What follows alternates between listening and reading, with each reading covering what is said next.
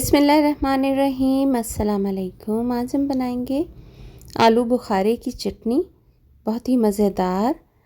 और इसके लिए मैंने लिया है यहाँ पर 1 पाव आलू बुखारा, जिसे हमने भिगो दिया था 3 से 4 घंटे के लिए। और इसका साइज़ आप देख सकते हैं कि डबल हो चुका है। इसे भिगोए बगैर आपने पकने के लिए नहीं रखना। उसी पानी में मैंने इसे पकने के लिए रख दिया। और यहाँ पर कुछ 4 मगज़ और बादाम मैं गर्म पानी में भिगो रही हूँ। आँच आपने हल्की रखनी है। तेज़ आंच पर आलू बुखारा आपका टूट कर घुल भी सकता है। बस जब ये इस तरीके से हल्का हल्का सा पकने लगे तो आपने इसमें शामिल कर देने हैं मज़ीद कुछ मसाले, जिसमें सबसे पहले शामिल करेंगे हम चीनी। 1 पाव आलू बुखारे में आप आधा किलो चीनी इस्तेमाल करेंगे। मैं यहाँ पर शुगर फ्री चटनी बना रही हूँ, तो मैंने इसमें आधा कप चीनी का शामिल किया है। साथ ही मैं स्टीविया, इक्वल या फिर कैंड्रल के नाम से जो स्वीटनर आते हैं वो शामिल कर रही हूँ, हस्बे ज़ायक़ा। आप चाहें तो 1 पाव आलू बुखारे में आधा किलो से कुछ कम या फिर आधा किलो चीनी शामिल कर सकते हैं। अब इसे हम हल्की आंच पर पकने देंगे। यहाँ पे 3 अदद इलायची और कुटी हुई काली मिर्च आपने हाफ़ टी स्पून लेनी है। पिसी हुई नहीं लेनी, आपने कुटी हुई लेनी है।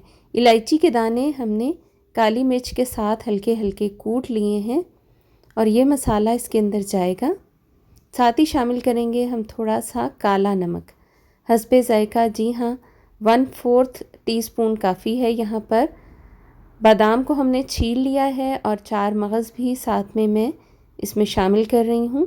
आप अपने टेस्ट के मुताबिक इसे कम या ज़्यादा कर सकते हैं ड्राई फ्रूट को। और अब हम इसे हल्की आंच पर ही पका रहे हैं। ज़्यादा चम्मच आपने नहीं हिलाना, बहुत एहतियात से हिलाना है। आपके आलू बुखारे टूटने नहीं चाहिए।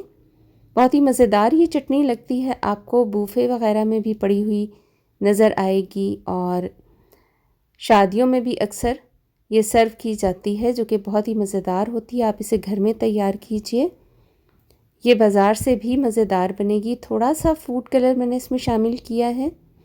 बहुत ही आसान है बनानी, आप देख रहे हैं। बहुत ही सिंपल मसालों के साथ हमने इसे तैयार किया है।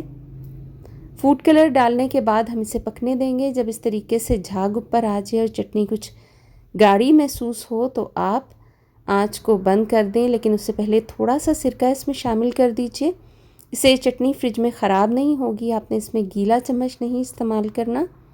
आराम से 1 महीना तक ये फ्रिज में आपके रह सकती है। शीशे के जार में इसे प्रिज़र्व कीजिए और दही बड़ों के साथ, पुलाव के साथ बहुत मज़ेदार लगती है, फ्रूट चाट के साथ, या आप इसको यूं ही भी एज अ स्वीट डिश खा सकते हैं। हाजमे के लिए भी ये चटनी बहुत अच्छी है।